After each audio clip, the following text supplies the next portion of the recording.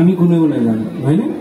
সেইকাৰণে থাকোঁতেই গোটেই ব্যৱস্থাখিনি কৰি লোৱাটো প্ৰয়োজন। ভক্তি সেইকাৰণেই দিলে 7 দিনহে বোলে মানুহ জীয়াই থাকে। সঁচাকৈ ৰজা পৰীক্ষিতৰ বাবে 7টা দিন নাছিলে, আমাৰ জীৱনো 7টা দিনতে আছে। কাৰণ 7টা দিনতে আমাৰ জন্ম হৈছে, মৰিবও সেই 7টা দিনতেই লাগিব। গতিকে গতি পালেও 7টা দিনতে পোৱা, অধোগতি পালেও 7টা দিনতে পোৱা, তাৰ মাজতেই আছে জীৱনটো।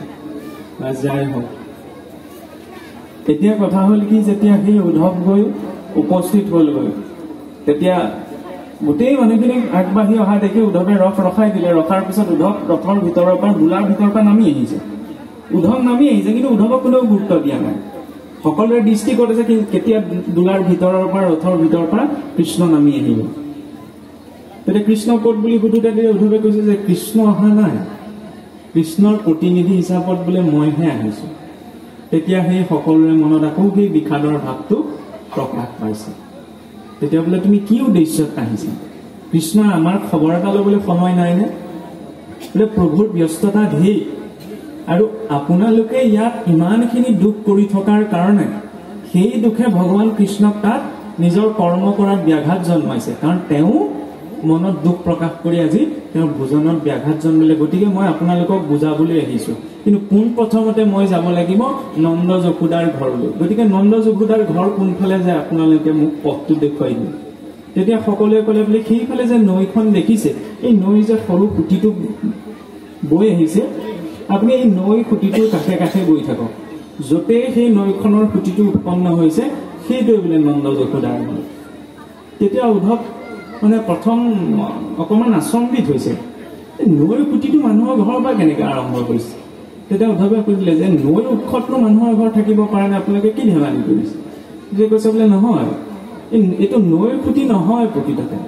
আজি ইমান বছৰ বোলে ভগৱান কৃষ্ণই যে গোটেই ব্ৰজবাসীসকলক এৰি থৈ গুচি গ'ল, আকৌ ঘূৰি আহিম বুলি, সেই দুখতেই সদায় ব্ৰজবাসীসকলে নন্দৰ বিষত সমবেত হৈ ইমান কান্দে যে কান্দোতে কান্দোতে তেওঁলোকৰ অশ্ৰুজনৰ পৰা এখন নৈৰ খুঁটি সৃষ্টি হৈ গ'ল। প্ৰথম যাত্ৰাটো সেইখিনিতে লাগিছে উদ্ধৱক।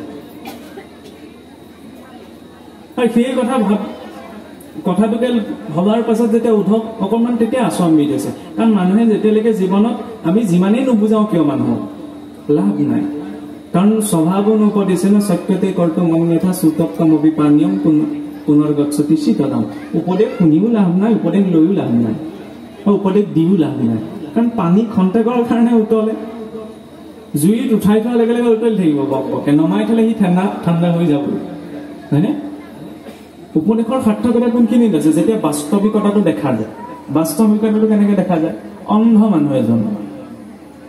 মানুহজনে জীৱনটোত বহুত শিকাই থৈ যায়। যিখিনি সময়ত অন্ধ ব্যক্তিজনৰ লগত আপোনাৰ নিজৰ পুত্ৰ, ভাৰ্যা, শহীদ কোনো নাথাকে, সেইখিনি সময়ত তেওঁৰ লগত পথটো দেখুৱাবলৈ একো থাকে, লাখুটিডাল থাকে, নহয় জানো? লাখুটিডালেইতো তেওঁক পথ দেখুৱায়। কিন্তু কেনেবাকৈ যদি সেই অন্ধ ব্যক্তিজনে পোনপ্ৰথম যদি দেখিবলৈ আৰম্ভ কৰে, প্ৰথম কাক এৰিব বাৰু? সেই লাখুটিডালক। যিডাল লাখুটিয়ে আজি অতদিনে তেওঁক পথ দেখুৱালে, হয়নে? উঠি যাওঁতে, খাবলৈ যাওঁতে, বহুতে, কিবা এটা কৰোঁতে পোনপ্ৰথম ত্যাগ সেই লাখুটিডালকে কৰিব। কিয় কৰিলে? তেওঁ বুজাবলৈ প্ৰয়োজনীয়তা আছে জানো? নাই।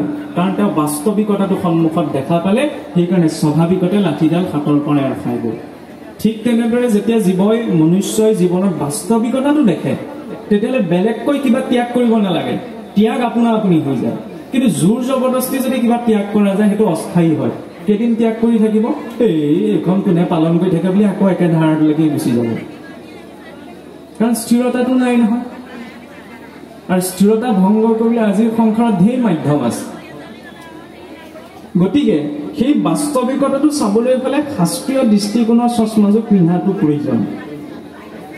ইয়াৰ পাছত গৈ যেতিয়া উদ্ধৱ সেই নন্দ যশোদাৰ গৃহত উপস্থিত হ'লগৈ, তেতিয়া সেই ভগৱান কৃষ্ণৰ শিশুলীলাৰ পৰা আৰম্ভ কৰি মথুৰালৈ গুচি যোৱালৈকে গোটেই লীলাবিলাক কথা শুনোতে শুনোতে উদ্ধৱ ইমান ভাৱ বিভোৰ হৈ পৰিল যে তেওঁ সকলো জ্ঞানৰ অভিমান নষ্ট হৈ গ'ল। সেইবাবে ঈশ্বৰৰ কথা শুনিব লাগে।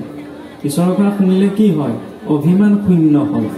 কাৰণ অভিমান শূন্য কৰাৰ একো ব্ৰত নাই, একো বিধান নাই, একো অন্য সাধন নাই। ঈশ্বৰৰ লীলাবিলাক যেতিয়া শুনা যায়, তেতিয়াহে ব্যক্তিজনৰ ভিতৰত সেই অভিমানটো শূন্য হয়।